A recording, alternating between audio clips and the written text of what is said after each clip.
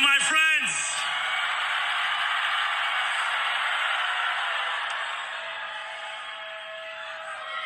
The sun may have set over our city this evening, but as Eugene Debs once said,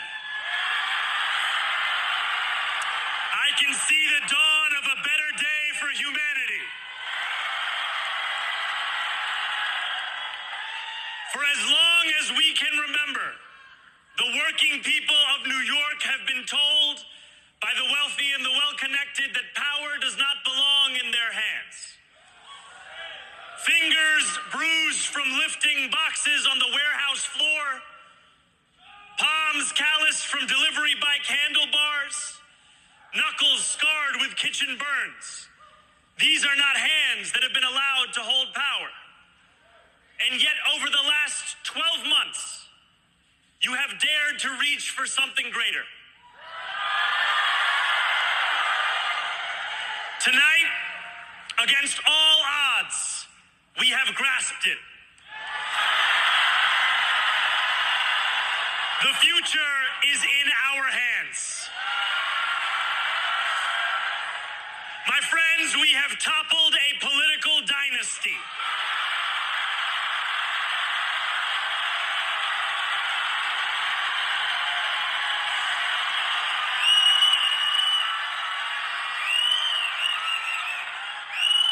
I wish Andrew Cuomo only the best in private life. But let tonight be the final time I utter his name as we turn the page on a politics that abandons the many and answers only to the few.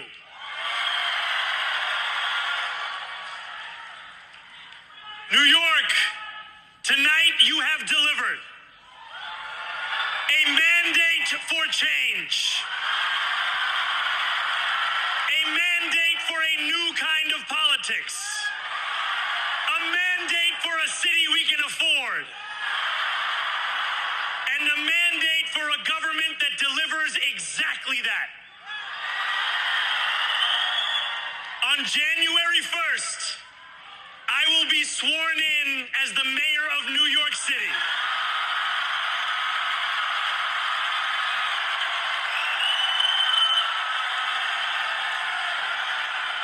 And that is because of you. So before I say anything else, I must say this. Thank you. Thank you to the next generation of New Yorkers who refuse to accept that the promise of a better future was a relic of the past. You showed that when politics speaks to you without condescension, we can usher in a new era of leadership. We will fight for you because we are you. Or as we say on Steinway, ana minkum wa ilaykum.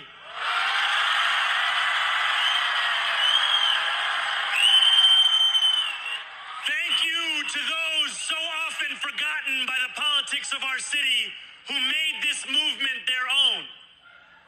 I speak of Yemeni bodega owners and Mexican abuelas, Senegalese taxi drivers and Uzbek nurses, Trinidadian line cooks and Ethiopian aunties. Yes, aunties. To every New Yorker in Kensington and Midwood and Hunts Point, know this. This city is your city, and this democracy is yours too. This campaign is about people like Wesley, an 1199 organizer I met outside of Elmhurst Hospital on Thursday night. A New Yorker who lives elsewhere, who commutes 2 hours each way from Pennsylvania because rent is too expensive in this city. It's about people like the woman I met on the BX33 years ago, who said to me, I used to love New York, but now it's just where I live. And it's about people like Richard, the taxi driver I went on a 15-day hunger strike with outside of City Hall, who still has to drive his cab 7 days a week. My brother, we are in City Hall now.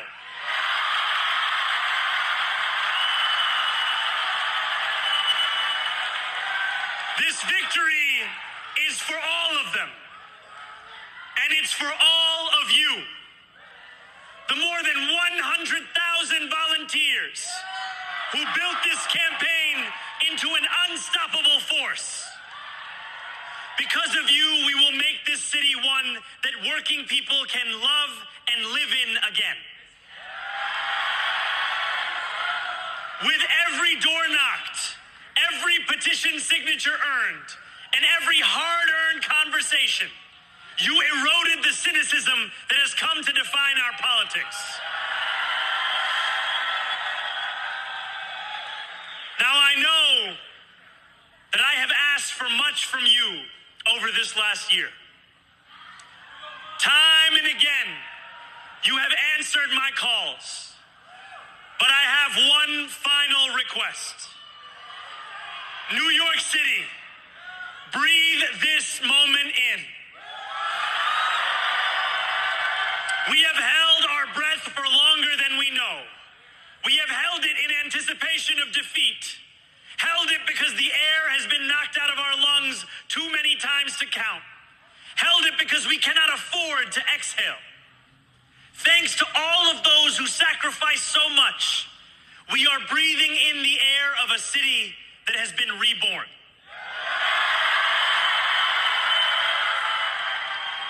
To my campaign team, who believed when no one else did, and who took an electoral project and turned it into so much more, I will never be able to express the depth of my gratitude. You can sleep now. To my parents, Mama and Baba,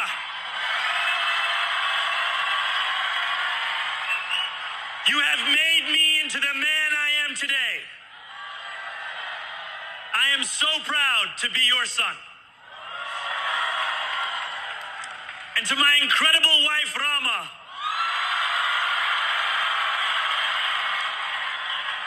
Hayati, there is no one I would rather have by my side in this moment and in every moment. To every New Yorker, whether you voted for me, for one of my opponents, or felt too disappointed by politics to vote at all, thank you for the opportunity to prove myself worthy of your trust.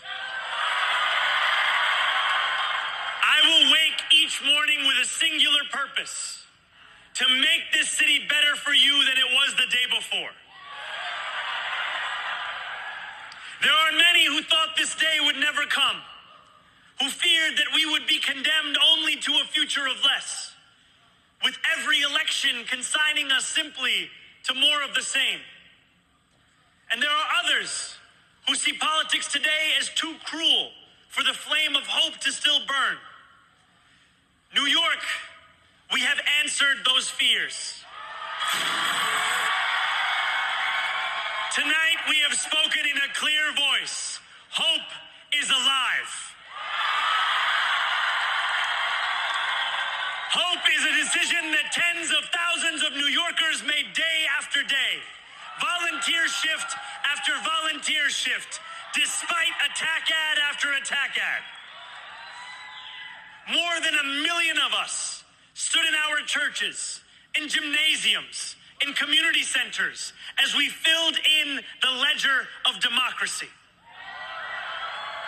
And while we cast our ballots alone, we chose hope together. Hope over tyranny. Hope over big money and small ideas. Hope over despair. We won because New Yorkers allowed themselves to hope that the impossible could be made possible. And we won because we insisted that no longer would politics be something that is done to us. Now it is something that we do.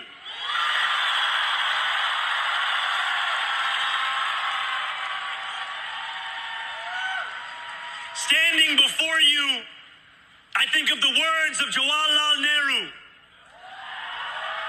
A moment comes but rarely in history when we step out from the old to the new, when an age ends and when the soul of a nation long suppressed finds utterance. Tonight we have stepped out from the old into the new. So let us speak now with clarity and conviction that cannot be misunderstood about what this new age will deliver and for whom. This will be an age where New Yorkers expect from their leaders a bold vision of what we will achieve, rather than a list of excuses for what we are too timid to attempt.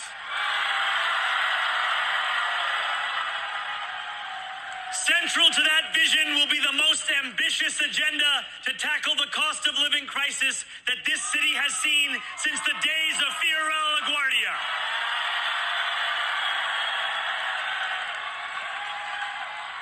An agenda that will freeze the rents for more than 2 million rent-stabilized tenants. Make buses fast and free. And deliver universal child care across our city.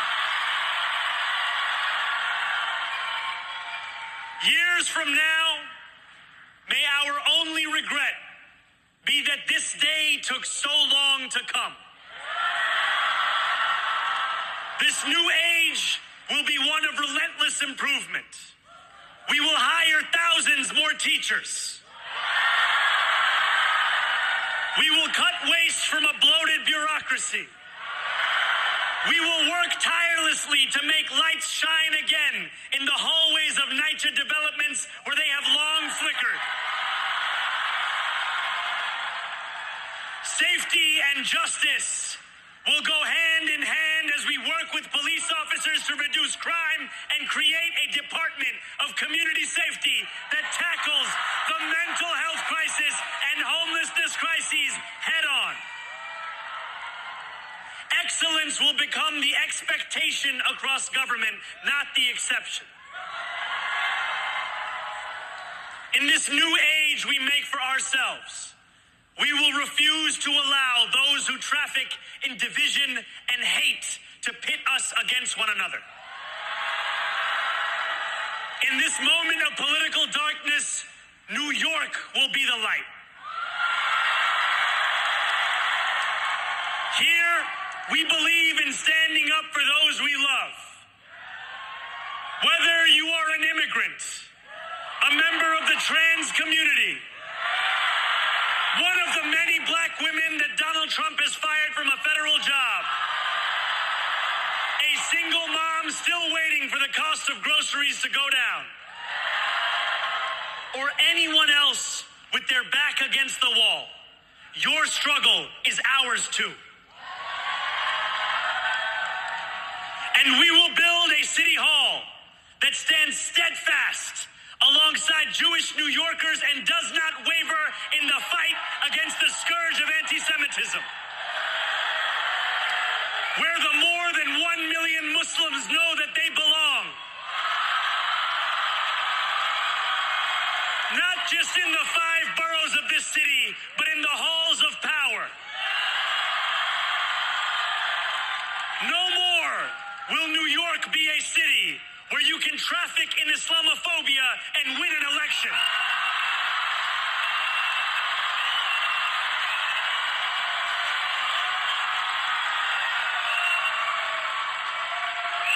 This new age will be defined by a competence and a compassion that have too long been placed at odds with one another.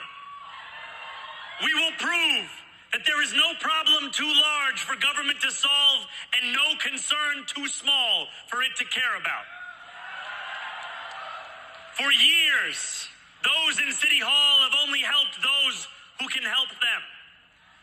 But on January 1st, we will usher in a city government that helps everyone. Now I know that many have heard our message only through the prism of misinformation.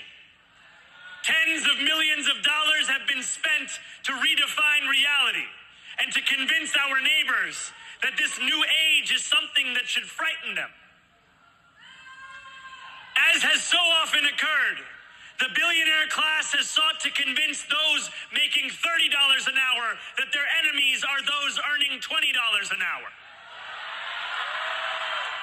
They want the people to fight amongst ourselves so that we remain distracted from the work of remaking a long broken system. We refuse to let them dictate the rules of the game anymore. They can play by the same rules as the rest of us.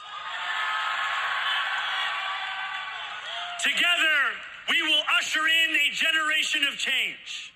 And if we embrace this brave new course, rather than fleeing from it, we can respond to oligarchy and authoritarianism with the strength it fears, not the appeasement it craves.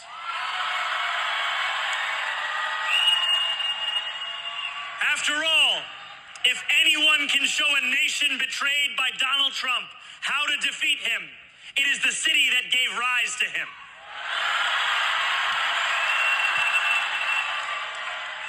And if there is any way to terrify a despot, it is by dismantling the very conditions that allowed him to accumulate power.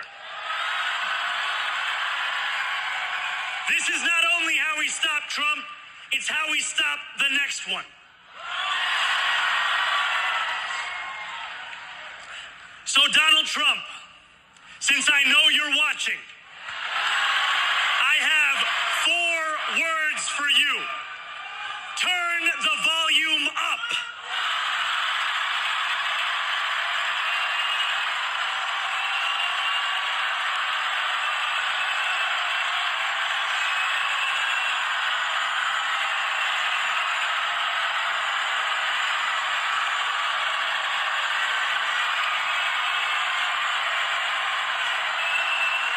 We will hold bad landlords to account because the Donald Trumps of our city have grown far too comfortable taking advantage of their tenants.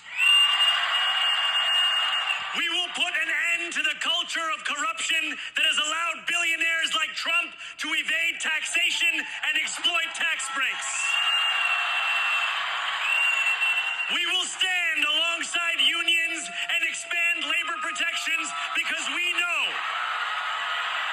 just as Donald Trump does, that when working people have ironclad rights, the bosses who seek to extort them become very small indeed. New York will remain a city of immigrants, a city built by immigrants, powered by immigrants, and as of tonight, led by an immigrant.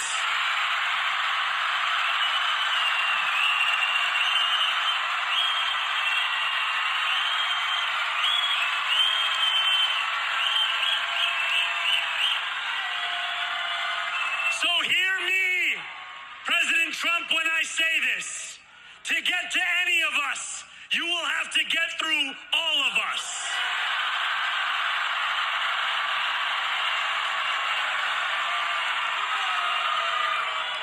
When we enter City Hall in 58 days, expectations will be high.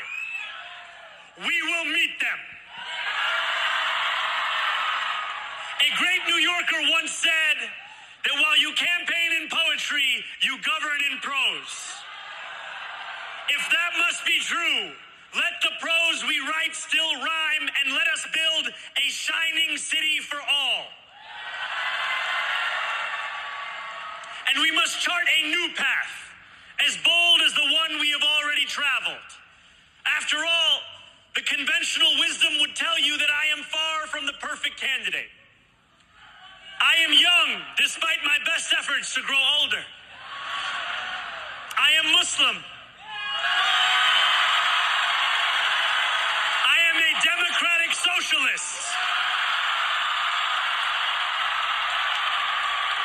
And most damning of all, to apologize for any of this. And yet, if tonight teaches us anything, it is that convention has held us back. We have bowed at the altar of caution, and we have paid a mighty price. Too many working people cannot recognize themselves in our party. And too many among us have turned to the right for answers to why they've been left behind. We will leave mediocrity in our past. No longer will we have to open a history book for proof that Democrats can dare to be great. Our greatness will be anything but abstract. It will be felt by every rent-stabilized tenant who wakes up on the first of every month, knowing the amount they're going to pay hasn't soared since the month before. It will be felt by each grandparent who can afford to stay in the home they have worked for, and whose grandchildren live nearby because the cost of childcare didn't send them to Long Island. It will be felt by the single mother who is safe on her commute and whose bus runs fast enough that she doesn't have to rush school drop-off to make it to work on time. And it will be felt when New Yorkers open their newspapers in the morning and read headlines of success, not scandal. Most of all, it will be felt by each New Yorker when the city they love finally loves them back. Together, New York, we're going to freeze the... Together, New York, we're going to make buses fast and...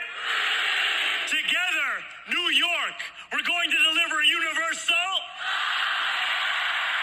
Let the words we've spoken together, the dreams we've dreamt together, become the agenda we deliver together.